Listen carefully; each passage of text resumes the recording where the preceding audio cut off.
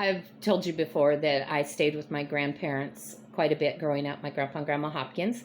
And it was usually because my mother had health issues, and when she got really, really sick and was having problems taking care of us kids, well, they would come and get me. Sometimes my brothers would go too, and sometimes they'd go stay with a family in the church or whatever. But 99.9% of the time, I went with grandpa and grandma Hopkins. That's where I was happy. That's where things were good. But I would get homesick if it became more than a week staying with them. And so this one particular time, I was probably about 5 years old, and it was an extended stay with them. Well, I got really homesick, and I wanted to call my mom and talk to her. So I asked my grandma, and my grandma said, honey, we can't call and talk to her right now. And that was very unusual. So in reality, my mom probably wasn't even home. She was probably in the hospital, but she obviously was too sick for us to be doing a phone call.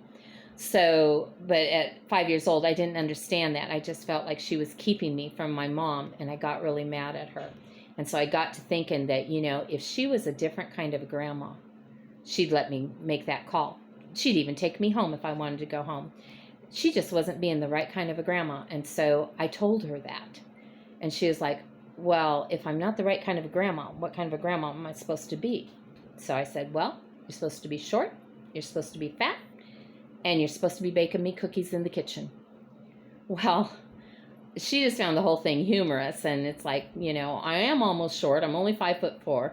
She was not fat because she was opposed to fat. And there was no way she was going to be in that kitchen baking me cookies all the time. So, she was like, we do this, we do that, and this is who I am, and this is the grandma I am, and you're stuck with me. So it could be worse. You just don't know it. But I was thinking about this today, how often we do think that if we could just change somebody else, in our life, that it would make everything so much better. That, people they get married and then they want to change the person they're married to. Well, why did you marry them if they weren't who you wanted to be married to?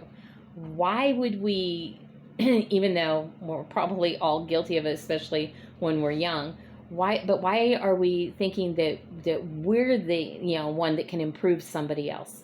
And we sure don't like it when somebody starts in on us, and is trying to change us.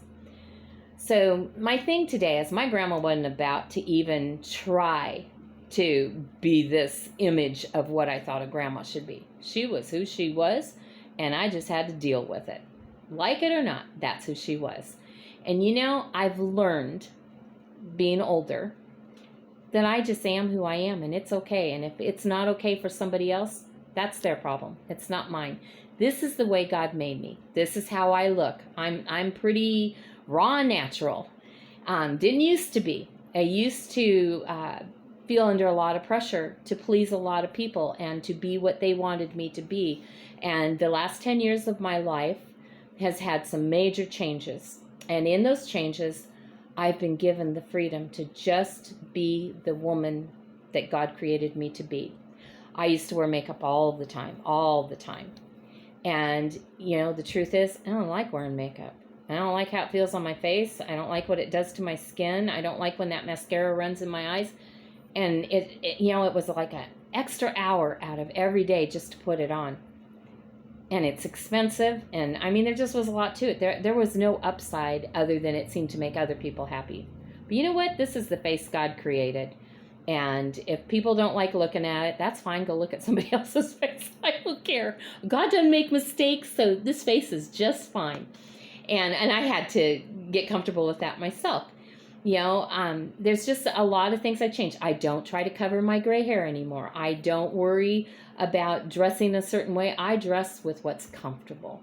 And I work with what I've got. And I'm not trying to live up to anybody else's expectations. And I think that's where we all need to get.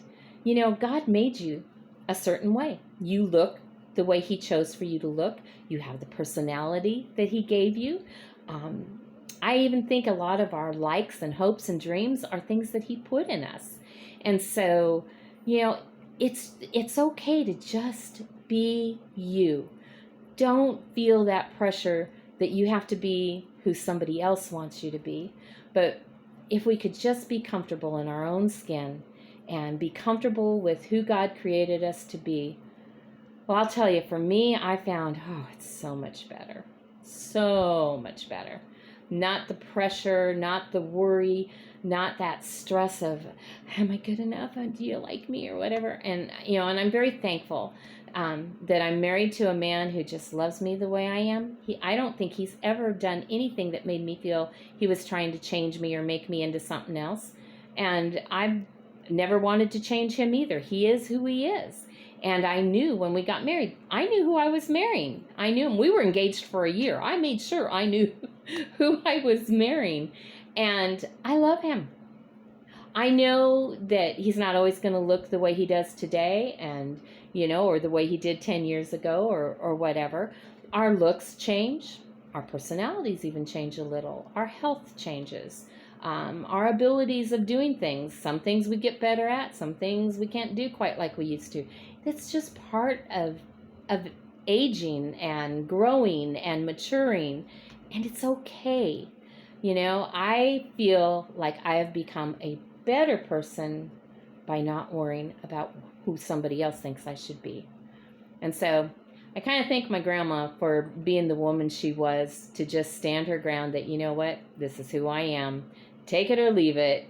I'm not going to be anything else. And yeah, be you. All right, you have a great day, and I'll talk to you later.